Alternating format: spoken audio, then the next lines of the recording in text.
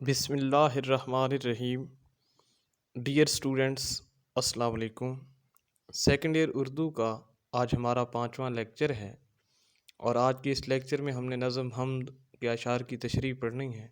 پہلے کے شعر کی تشریح ہم نے پچھلے لیکچر میں دیکھ لی تھی، آج ہم نے دوسرا شعر پڑھنا ہے۔ تو بیٹا دوسرا شعر دیکھیے گا۔ دوسرا شعر ہے بیٹے کہ گواہی دے رہی ہے اس کی یکتائی پہ ذات اس کی، دوئی کے نقش سب جھوٹے ہیں سچا ایک نام اس کا۔ تو اس میں پہلے مشکل الفاظ کے معنی آپ دیکھ لیجئے بیٹا۔ اس شعر میں ایک لفظ استعمال ہوا پہلے مصرعے میں، یکتائی۔ یکتائی بیٹا ایک ہونا، بے مثال ہونا، اپنے آپ میں منفرد ہونے کو یکتائی کہا جاتا ہے۔ دوسرا لفظ استعمال ہوا دوئی۔ دوئی بیٹا دو ہونے کی کیفیت، مراد ہے توحید کی ضد کو لیا گیا ہے۔ تو یہ دو مشکل الفاظ تھے اس شعر میں۔ اب بیٹا اس شعر کا مفہوم آپ دیکھیے گا کہ اس کی ذات اپنے ایک ہونے کی گواہی دے رہی ہے اور اس کے سوا سب باطل ہیں۔ اب بیٹا اس شعر کی تشریح دیکھیے گا۔ مولانا ظفر علی خاں کہتے ہیں کہ توحید سے مراد اللہ کا ایک ہونا ہے، اللہ کا وحدہ لا شریک ہونا ہے، اللہ تعالیٰ کا اپنی ذات میں بے مثل و مثال ہونا ہے۔ چاہے وہ کسی رنگ، ڈھنگ اور آہنگ سے اللہ تعالیٰ کی یہ یکتائی سے متاثر ہو تو وہیں سے شرک جنم لیتا ہے، کہ کہیں سے چاہے وہ اللہ تعالیٰ کے کسی رنگ سے، ڈھنگ سے، آہنگ سے جب کسی دوسری چیز کو اپنے مالک جیسا قرار دے یا مالک ہونے کا اسے تاثر ملے تو وہاں سے شرک جنم لے لیتا ہے، اور وہاں سے جو ہے وہ شرک کی صورت میں چلا جاتا ہے۔ ہر مذہب نے ایک ہی اللہ کا تصور دیا ہے، اور ہر نبی توحید ہی کی دعوت لے کر آیا تھا۔ اللہ قرآن میں فرماتا ہے کہہ دو کہ اللہ ایک ہے۔ سورہ اخلاص بیٹا قل هو اللہ احد، کہہ دو اللہ ایک ہے۔ اللہ تعالیٰ رب ہے، آغاز سے انجام تک ہر نوع کی نشو و نما اور بلوغ و تکمیل کا ذمہ دار ہے۔ اس طرح وہ الہ ہے۔ کیا ہے بیٹا؟ الہ۔ اس کی عبادت مقصود ہے۔ گویا نہ اللہ تعالیٰ کی ربوبیت میں کوئی شریک ہو سکتا ہے اور نہ اس کی الوہیت میں۔ ہر طرح کی حاکمیت بیٹا اسی کو زیبا ہے۔ مولانا ظفر علی خان نے کیا بات کہی تھی کہ گواہی دے رہی ہے اس کی یکتائی پہ ذات اس کی، کہ اللہ تعالیٰ کے ایک ہونے پہ اس کی اپنی ذات ہی گواہی دے رہی ہے، کیونکہ وہ اتنی شاندار اور اعلیٰ ذات ہے کہ اس جیسا اس روئے زمین پر اور اس پوری کائنات میں جو ہے کوئی دوسرا دیکھا ہی نہیں جا سکتا۔ تو ہر طرح کی حاکمیت صرف اسی کو زیبا ہے۔ اس کا در ہر سجدے کے لیے ہے، اور اس کی بارگاہ میں مانگنے والوں کے ہاتھ پھیلنے چاہیے۔ اگر کوئی اس کے سوا کسی کی عبادت کرتا ہے، کسی سے مانگتا ہے، کسی کے سامنے جھکتا ہے تو بیٹا یہ شرک ہے جو توحید کی ضد ہے۔ اور ان الشرک لظلم عظیم، شرک بیٹا سب سے بڑا گناہ ہے۔ تو اس لیے ہمیں ایک اللہ کی ذات اور اس کی صفات کو ماننا چاہیے، اور اللہ کی ذات اور صفات پہ اس کی اپنی ذات جو ہے وہ گواہی پیش کر رہی ہے۔ وہ مست توکلی کا بڑا خوبصورت شعر ہے کہ اے خدا تو ہے واحد و یکتا، ہے یہ شاہی فقط تجھے زیبا۔ یہ کائنات کی جو نظام کی شاہی ہے یہ صرف تجھے ہی زیبا ہو سکتی ہے، یہ باقی کسی سے ہم اس کو جو ہے نہیں سمجھ سکتے۔ تو بیٹا جو بھی اس نوع کا کوئی دعویٰ کرتا ہے وہ جھوٹا ہے۔ شیطان جب انسان کو گمراہ کرتا ہے تو وہ بعض اوقات خود خدائی کا دعویٰ کر بیٹھتا ہے، مگر یہ دعویٰ کر لینا تو آسان ہے، مگر اس کو نبھانا اور ثابت کرنا مشکل ہے۔ کتنے ہی فرعون خدائی کا دعویٰ کرتے ہوئے ابھرے اور مٹ گئے، کتنے ہی قارون اپنی دولت کے بل پر خدا بننے کی کوشش کرتے رہے لیکن زمین نے انہیں نگل لیا۔ وہ یاس جنگانہ چنگیزی اردو ادب کا ایک بڑا کمال کا شاعر ہے، مرزا اسد اللہ خان غالب کا حریف بھی ثابت ہوا، بلکہ غالب کو وہ اپنے آپ کو غالب کا چچا کہا کرتا تھا۔ اس کا شعر ایک بڑا کمال کا ہے، اسی سلسلہ میں آپ کو میں سناتا ہوں کہ خودی کا نشہ چڑھا آپ میں رہا نہ گیا، خدا بنے تھے یگانہ مگر بنا نہ گیا۔ کہ خدا بنے تھے یگانہ مگر بنا نہ گیا۔ تو بیٹا کیا ہے کہ اللہ تعالیٰ خالق ہے اور کائنات کی ہر چیز اس کی تخلیق ہے۔ انسان کو اس نے اشرف المخلوقات بنا کر دنیا میں بھیجا اور اپنا نائب بنایا۔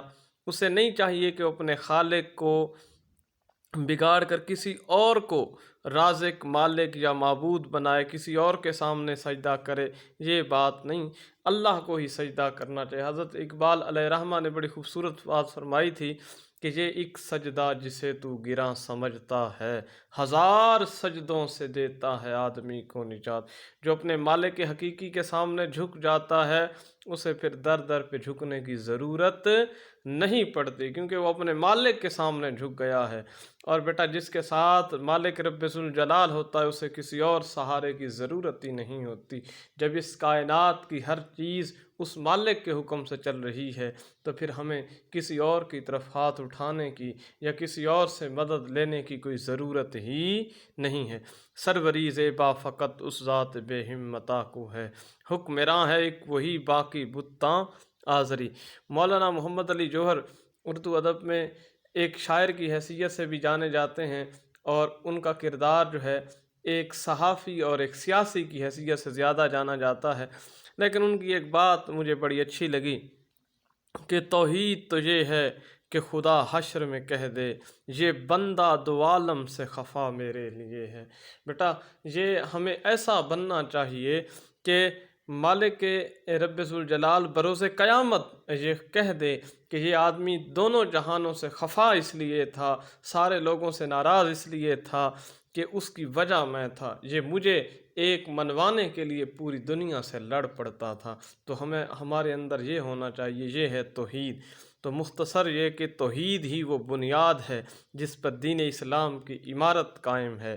ایک اللہ کے سوا ہر فرعون کو پاؤں کی ٹھوکر پر رکھ دینا اور اپنی عبادت اور استعانت کے لیے ایک اللہ ہی کے دروازے کو چن لینا، اور اس حق کے مقابل آنے والی ہر ہستی، شے اور بات کو باطل سمجھنا ہی اسلام کا مقصد ہے۔ بس اس سے زیادہ بیٹا اسلام کو کوئی اور مقصد نہیں ہے۔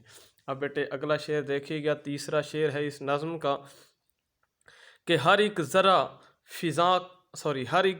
فضا کا داستاں اس کی سناتا ہے، ہر ایک جھونکا ہوا کا آ کے دیتا ہے پیام اس کا۔ بیٹا اس کا پہلے مشکل الفاظ کے معنی دیکھ لیجئے۔ فضا بیٹا زمین اور آسمان کے درمیان کی وسعت کو کہا جاتا ہے۔ جھونکا ہوا کا ریلا، ہوا کی لہر۔ اس شعر کا مفہوم کیا ہوگا کہ فضا کا ہر ایک ذرہ اور ہوا کا ہر ایک جھونکا اس کے ہونے کی گواہی دے رہا ہے۔ تشریح بیٹا کیا ہوگی اس شعر کی کہ بیٹا اس بھری کائنات میں کوئی چیز ایسی نہیں جو اپنے خالق کی عظمت کا اظہار نہ کر رہی ہو۔ انسان سے لے کر حیوان تک، ذرے سے لے کر آفتاب تک، قطرے سے لے کر کلزم تک، فضا سے لے کر ہوا تک، اور رنگ سے لے کر آہنگ تک، ہر جگہ، ہر مقام اور ہر شے اسی کی داستاں سناتی ہے، اسی کی عظمتوں کے گیت گاتی ہے، اور اسی کے ایک ہونے کی دلیل پیش کرتی ہے۔ بیٹا گویا انسان کی اپنی ذات ہو یا اس کی کائنات، ہر جگہ اللہ تعالیٰ کی نشانیاں بکھری ہوئی ہیں۔ انسان کو دیکھنے والی آنکھ اور سمجھنے والا دل ملا ہو تو وہ ہر جگہ اور ہر مقام پر مالک رب ذوالجلال کی آیات یعنی اس کی نشانیاں دیکھے گا۔ اس لیے قرآن پاک نے جا بجا انسان پر زور دیا ہے کہ وہ کائنات پر غور و فکر کرے، تدبر کرے، کیونکہ جب بھی انسان ذہن سے سوچے گا، غور کرے گا تو دل فوراً تسلیم کرے گا۔ مالک رب ذوالجلال نے قرآن میں فرمایا نا کہ کیا عقل والے اور عقل نہ رکھنے والے برابر ہو سکتے ہیں؟ نہیں ہو سکتے۔ قل هل یستوی الذین والذین یعلمون لا یعلمون، کیا جاننے والے اور نہ جاننے والے برابر ہو سکتے ہیں؟